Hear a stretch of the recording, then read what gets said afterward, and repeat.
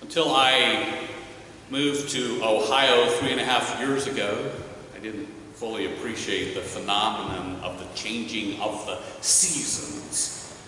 And since my first spring here, I have taken to thinking of the weeks we are in at this time of year as the unfurling, as all the plants come back to life and the animals, particularly the birds, start showing up and chattering away. You see, my first 2 winters here were pretty harsh, dark, and cold and icy relative to Florida, where I had been living. Actually, it was a bit like, I imagine, Narnia to be. And then, sometime after February, some days the rays of the sun were warm and crocus poked up their beautiful selves out of the snow. And pretty soon, happy little daffodils popped up, and well, you know the rest. The amazing unfurling of greenery and flowers and blossoms dazzled me with splendor and, frankly, relief. And maybe I imagine it each spring, but the birds and the squirrels I watched during my early morning prayer and meditation on our deck also seemed to be relieved. We stop and listen. In the spring here in Ohio, there is an amazing cacophony of joyful sounds in our own backyards.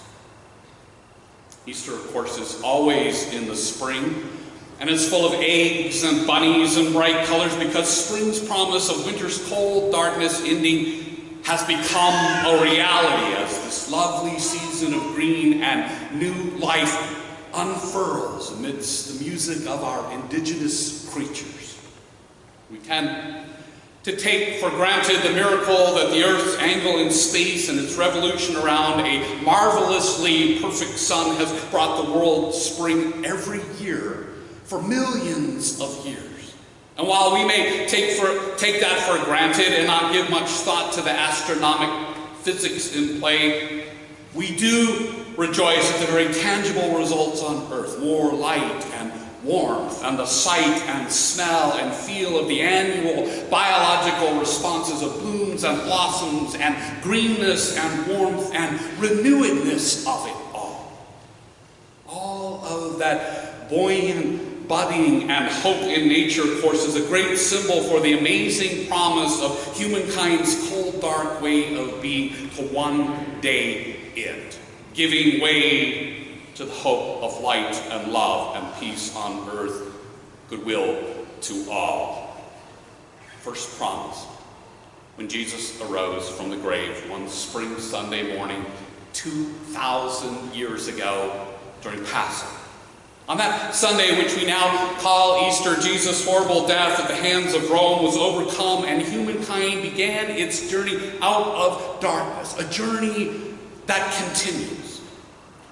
We never want to take for granted the miracle of that resurrection from the cruel crucifixion Jesus endured in pursuit of peace and love and justice in the world. And so every year Christians gather to have a special Easter service to rejoice and uplift the amazing renewedness that that resurrection offers to the world.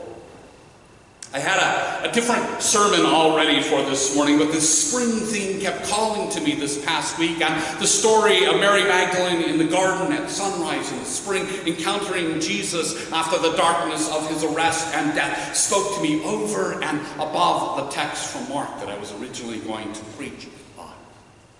Mary is distraught over what we now know is good news. The tomb is empty. But at first she assumes what we'd assume were we heard. Jesus' body had been taken, stolen, maybe by Rome or the Temple of Leah. And the darkness of Jesus' horrifying arrest and death already cast a long, long shadow over Mary's pre-sunrise spring garden mournful moments, when she discovers that the body is gone. She's alone. No remnant of Jesus appears to be left. It's too much, and she is weeping. And the angels ask, why? And we know why. We be weeping too. Even now, the image of her alone with that great loss is sad and sorrowful. It can make us weep when we give it our attention. Even knowing what she later discovers, we can empathize and understand the deep sorrow that grips humans with the death of a great and good person that we love. Add to that the awfulness of the brutal way Jesus was treated and tried and executed, and that his grave appears desecrated with the body stolen. We can imagine how very forlorn and sad Mary was right then and there. Which makes the angel's question all the more jarring when they very respectfully address her as woman and ask, "Why are you weeping?" We can hear her sobbing out the answer. They have taken away my Lord, and I do not know where they have laid him. Poor Mary, my heart really goes out to her.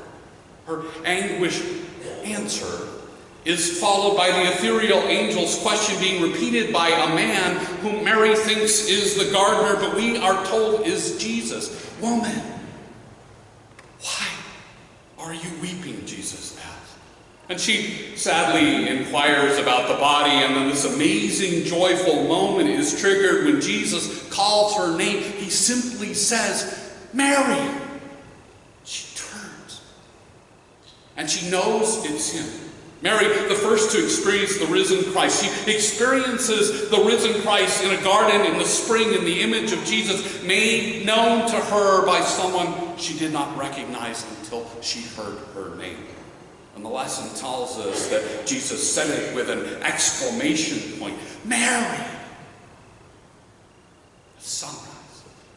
Mary is the very first to learn a whole different kind of cosmic sunrise has occurred. God's Son has risen indeed, and it is out of humankind's coldest, darkest way of crucifixion that he rises, unfurling a new life that ends that death's grip, giving way to the hope of light and love and peace on earth, goodwill to all, promised in the Christmas narratives. That promise becomes an eternal, can't be extinguished reality. When Jesus was first experienced as risen from the grave one spring Sunday 2,000 years ago during Passover in a garden by a woman who heard the risen Son profoundly utter one word, her name.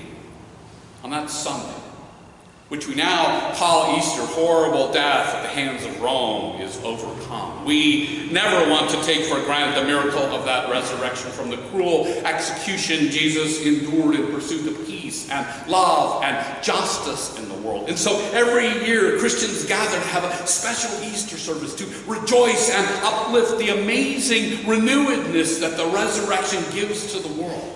And it is right and good that we do so, reflecting spring, the time of the unfurling of life anew, with eggs and bunnies and bright colors that promise to now outshine the cold darkness of the past. But Easter represents more than symbols and images. Jesus was dead, really dead. His love-soaked theology and teachings led to Rome's brutally taking his life. And all of that darkness was meant to bury Jesus and his theology and his teachings, even his God. Our God was meant by Rome to be a very certain end to the Jesus story. But wasn't. Whether one believes in a physical resurrection of the body of Jesus or not, one way or another in God's loving empire, Easter arrives, and Jesus and his love-soaked way survived Rome's efforts to obliterate them. To some of us, Jesus literally lives on in his physical body. To others of us, he lives on in spiritual ways. One way or another, he is experienced in concrete ways, in others' actions, in our prayers, visions, understandings, and in indescribable experiences of his beingness.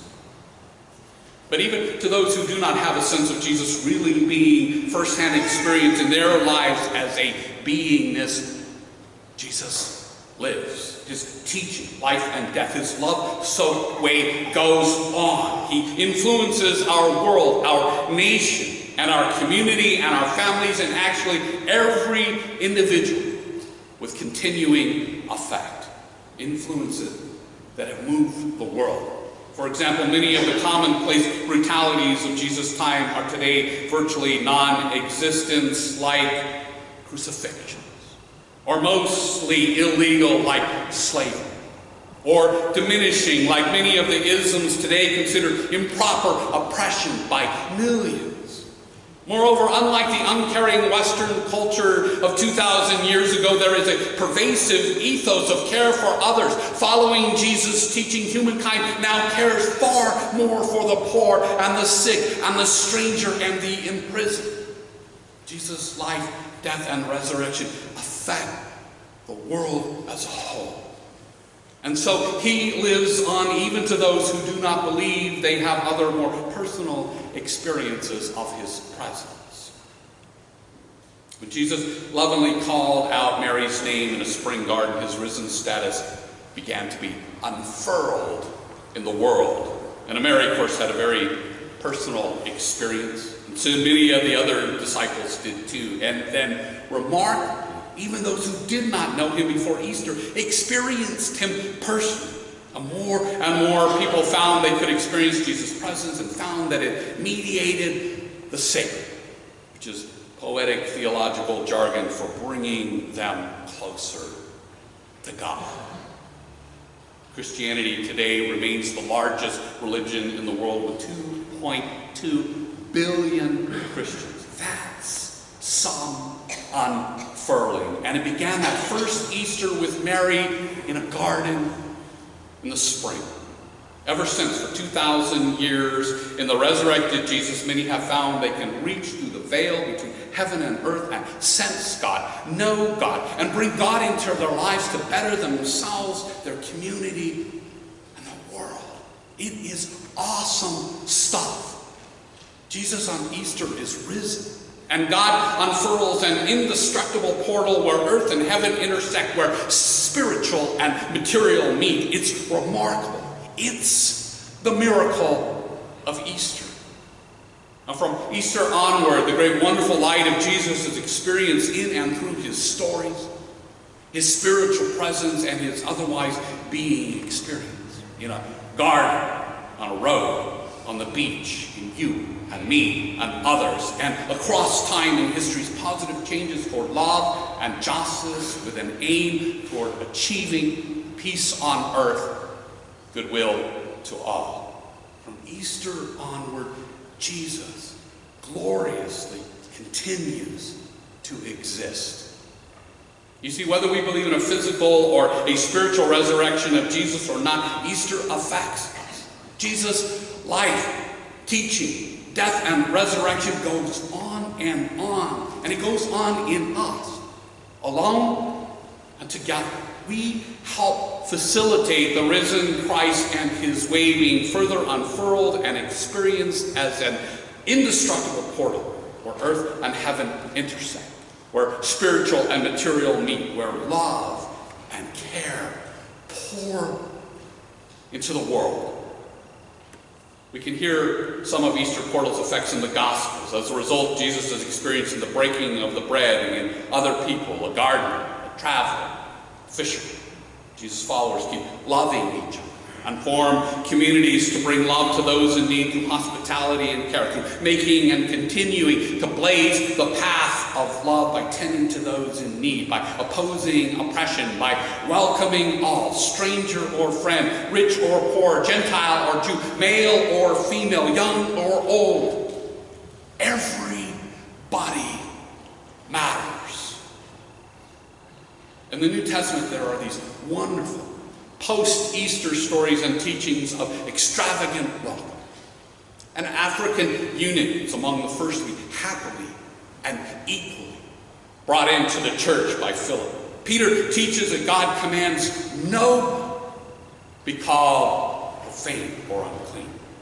Paul teaches that all are equal in Christ. And the book of Acts reports that amongst the followers of Jesus there's a communal understanding of care and compassion for what others need. The risen Christ leads Jesus' followers then and now on a way where everybody is meant to have well-being, including each of us and our neighbors and our worst enemies. We're led toward love. We're both attended to by God and are empowered as God's agents, and this makes all the difference, even in our differences, personal, political, whatever. It makes us spirit-filled, teeming with love. And it calls us and causes us in those differences to share love, to be love, be love in the world. Easter unfurls an awesome, love-soaked way. Beyond this Easter celebration of that unfurling, every day we find many ways to bring Christ's presence through our caring actions to one another, to the community, and to the world. May we further evidence that Christ is risen. Risen indeed.